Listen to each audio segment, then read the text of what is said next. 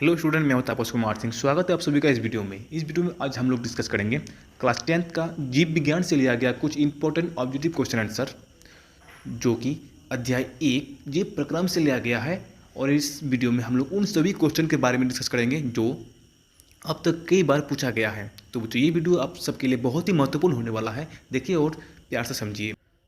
तो बच्चों, आज का पहला क्वेश्चन है, पौधों में प्रकाश संश्लेषण द्वारा भोजन का निर्माण होता है। मतलब जो पौधा है उसका भोजन का निर्माण कहाँ होता है। तो ऑप्शन है बच्चों, इनमें से ए है जड़ में, बी है पत्ती में, सी है तने में और डी है फल में। तो बच्चों, जड़ में तो भोजन बनता नहीं है, ठीक है, ये तो होगा नहीं।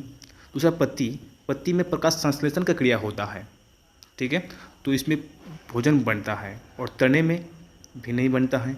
फल में तो भोजन जमा होता है, ठीक है। तो बच्चों, पत्ती में भोजन बनता है, यानी कि ऑप्शन बी जो है सही हो जाएगा।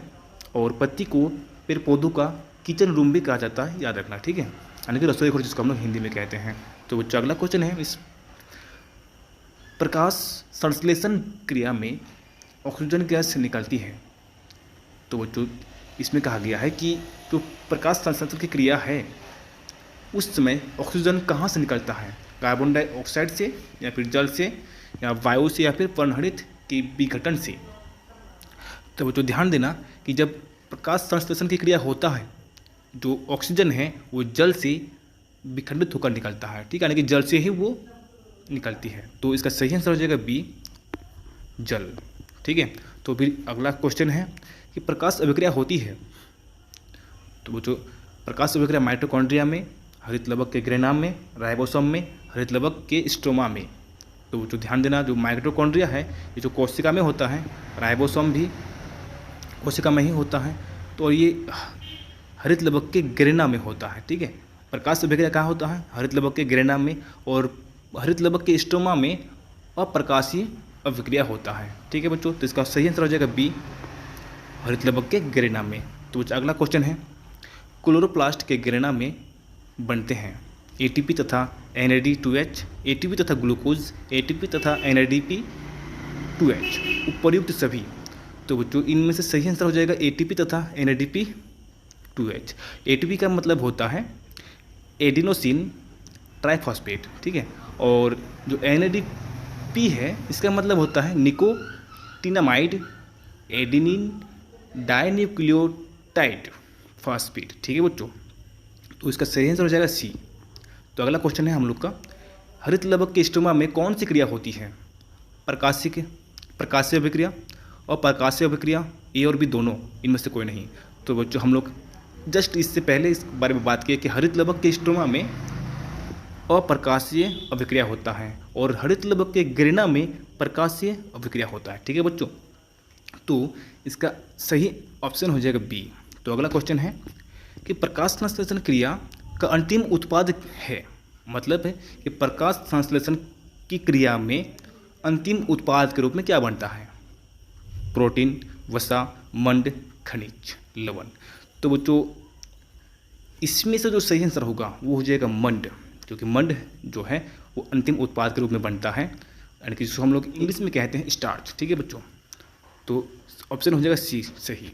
तो अगला क्वेश्चन देखते हैं, पादपों में वायु प्रदूषण कम करने वाली प्रक्रिया है। तो श्वसन तो नहीं हो सकता, क्योंकि हम लोग श्वसन करते हैं, ठीक है, जो भी जीव वो श्वसन की क्रिया करता है। उसके बाद प्रकाश संश्लेषण, वाष्पोत्सर्जन, प्रोटीन संश्लेषण। तो वाष्पोत्सर्जन क्या करता है, वो जो जल है वो वाष्प के रूप में उत्सर्जन होता है, ठीक है, बाहर निकलता है। तो प्रकाश संश्लेषण जो है वो है एकमात्र वायु प्रदूषण कम करने की प्रक्रिया।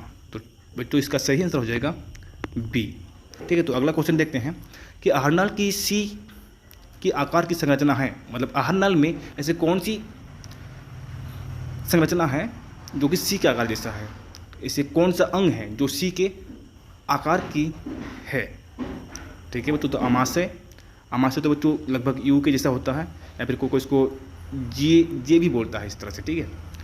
तो जो बी है ग्रहणी, सी है ग्रसनी और डी है कृमि रूप परिसेसिका। तो जो इसका जो सही आंसर हो जाएगा ग्रहणी जो है ना वो सी के आकार जैसा होता है, ठीक है बच्चों। ऑप्शन हो जाएगा बी और सी के जैसा होता है। तो अगला हो जाएगा, मनुष्य में ग्रासनली की लंबाई होती है मनुष्य में जो ग्रासनली होता है उसकी लंबाई लगभग 5.8 सेंटीमीटर, 25 से 30 सेंटीमीटर, 1 मीटर से यानी कि 1.5 मीटर यानी कि 15 फीट, डी नंबर 15 फीट। तो जो इसका सही आंसर जो है लगभग 25 से 30 सेंटीमीटर एक मनुष्य में ग्रासनली की लंबाई होती है। ठीक है, तो ऑप्शन हो जाएगा बी, 25 से 30 सेंटीमीटर। तो जो अगला क्वेश्चन है, मनुष्य में लार ग्रंथियों की संख्या होती है, यानी कि मनुष्य में लार ग्रंथियों की संख्या होती है 2 जोड़ी, 3 जोड़ी, 4 जोड़ी, 5 जोड़ी। तो वो जो इसका सही आंसर हो जाएगा बी नंबर, वो जो है 3 जोड़ी में होता है। ठीक है, यानी कि 6। ठीक है बच्चों, तो अगला देखते हैं। कृमि रूप परिशेषी का खालिस्तान का भाग होता है, मतलब कि वो किसका भाग होता है? छोटी आंत का, अग्नाशय का, बड़ी आंत का या फिर कोलन, और डी है ग्रासनली। ठीक है बच्चों, तो इसका छोटी आंत का तो नहीं हो सकता, अग्नाशय का भी नहीं है, ग्रासनली का भी नहीं है। ठीक है बच्चों, तो इसका सही आंसर हो जाएगा बड़ी आंत, यानी कि जिसको हम लोग कोलन कहते हैं। ठीक है, तो इसका सही आंसर हो जाएगा सी। तो अगला देखते हैं। मनुष्य में कृंतक या छेदक दांतों की संख्या होती है 8, 4, 6, 12। तो वो जो इसका सही ऑप्शन हो जाएगा ए, यानी कि कृंतक दांत जो होता है वो ऊपर 4 नीचे 4 होता है। ठीक है, तो 4 4 करके 8 हो जाएगा, दो तरफ ऊपर नीचे 8, तो इसकी संख्या हो जाएगा 8। तो इसका अब अगला क्वेश्चन देखते हैं कि मनुष्य के प्रत्येक जबड़े में चौवर्णक दांतों की संख्या होती है। तो बच्चों इसमें क्या बोला गया है कि प्रत्येक जबड़े में, मनुष्य के जबड़े 2 होता है ऊपर नीचे। ठीक है, तो नीचे 6 होता है, ऊपर 6 होता है, सब मिला के 12 होता है। तो इसका सही आंसर हो जाएगा सी, 6। ठीक है, तो अगला क्वेश्चन देखते हैं। तो ग्रासनली द्वार पर लटकी हुई पत्ती के समान कार्टिलेजी रचना कहलाती है एपी फेरिंग्स, एपीग्लोटिक्स, एल्वियोलाई, श्लेष्मावरण। तो वो तो इसका सही आंसर हो जाएगा एपीग्लोटिस। ठीक है, नंबर बी। और ये जो है ना, जब हम लोग सांस लेते हैं तो ये तो श्वास नली को है ना वो खोल देता है। ठीक है, जब हम लोग भोजन करते हैं तो वो श्वास नली को ढक लेता है, जिसकी वजह से हम लोग का जो भोजन है वो श्वास नली में नहीं जाकर भोजन नली में आराम से चला जाता है। ठीक है बच्चों, तो एपीग्लोटिस जो है हम लोग को भोजन करने में सहायता करता है। तो अगला क्वेश्चन है, निम्न में से किसके द्वारा पित्तरस का निर्माण होता है? तो ऑप्शन है अग्नाशय, विरसन, यकृत, पित्ताशय। तो जो अग्नाशय जो है तो अग्नाशयिक रस का निर्माण करता है, पित्ताशय जो है वो पित्तरस उसमें जमा होता है। ठीक है, यानी कि यकृत में जो पित्तरस बनता है वो पित्ताशय में आके जमा होता है। तो इसका सही आंसर हो जाएगा ऑप्शन सी, यकृत, यानी कि यकृत में बनता है और पित्ताशय में जमा होता है। ठीक है, तो अगला क्वेश्चन है, यकृत स्रावित करता है, फिर वही क्वेश्चन। ठीक है बच्चों, तो लार, जठर रस, पित्तरस, अग्नाशयिक रस, यकृत जो है कौन सा रस जो है स्रावित करता है? इसका सीधा आंसर होगा पित्तरस। ठीक है, अग्नाशयिक रस जो है वो अग्नाशय में है, और जठर रस वो अमाशय में होता है, और लार जो है वो मुंह में होता है। ठीक है, तो अगला क्वेश्चन है, आहारनाल के पेशीय संकुचन को क्या कहते हैं? तो जो ये क्वेश्चन है, आहारनाल के जो पेशीय संकुचन होता है ना उसको हम लोग पाचन या क्रमांकुंचन या परिसंचरण या फिर अवशोषण।